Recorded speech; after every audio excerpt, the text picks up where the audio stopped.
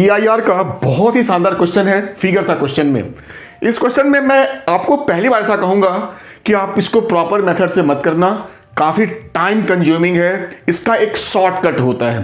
Question पहले question क्या है तो समझाइए। कहा देखो ये एक ग्लास स्लैब है जिसका रिफ्रैक्टिव इंडेक्स n हमें पता नहीं है।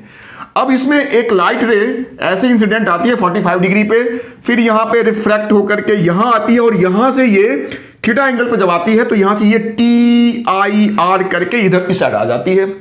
तो पूछा है इस ग्लास का, इस बॉक्स, ये जो आपका क्यूब है, इसका रिफ्रैक्टिव इंडेक्स कितना होगा, राइट। इसको आप क्या करेंगे, यहां वाले इस वाले सरफेस पर लगाएंगे स्नेल्स लॉ, उससे आपका कुछ आर का रिलेशन आएगा और फिर इस वाले पॉइंट पे आप लगाएंगे रिफ्रैक्शन वाला क्रिटिकल एंगल वाला फॉर्मूला कि थीटा शुड बी इक्वल और ग्रेटर देन क्रिटिकल एंगल। तो साइन थीटा इक्वल्स टू और ग्रेटर देन 1/n ऐसे लगाएंगे। लंबा ये मैथमेटिकल प्रोसेस हो जाएगा, टाइम कम होता है कंपटीशन वगैरह में। तो इसका एक तरीका क्या है, जो एप्लीकेशन जो हमने पढ़ा था किसका, TIR का, ऑप्टिकल फाइबर वाले केस में, उसमें एक होता है एक्सेप्टेंस एंगल। किसी भी ऑप्टिकल फाइबर में जब हम लाइट को डालते हैं, जिस एंगल पे उस फाइबर के अंदर डालते हैं उस एंगल को बोलते हैं एक्सेप्टेंस एंगल।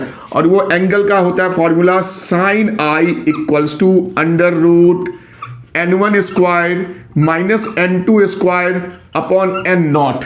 कहो सर I क्या है, तो I है ये एंगल जिसपे रे आती है।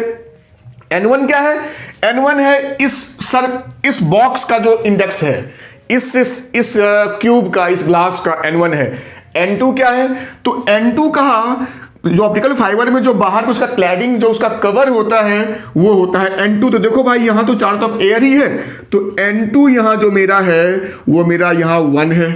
फिर N0, तो N0 होता था सराउंडिंग का, तो सराउंडिंग तो यहां भाई यही सराउंडिंग भी है, तो N0 भी मेरा 1 ही है। तो आप देखो यहां पे sign 45 equals to √N1 square. तो N1 तो मेरा N ही है जो हमें निकालना है, तो N स्क्वायर माइनस ये N2 भी 1 है और N0 भी 1 है, तो ये तो 1 ही हो गया। दोनों साइड स्क्वायर कर दो, इसको अब लिखने की जरूरत नहीं है, दोनों साइड स्क्वायर करो। तो साइन 45 1/√2 होता है, तो स्क्वायर करने पे हो गया सीधा 1/2, ये हो गया N स्क्वायर माइनस 1।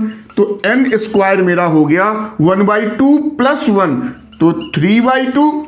तो N मेरा हो जाएगा √3/2। तो इसका आपका इंडेक्स आ गया।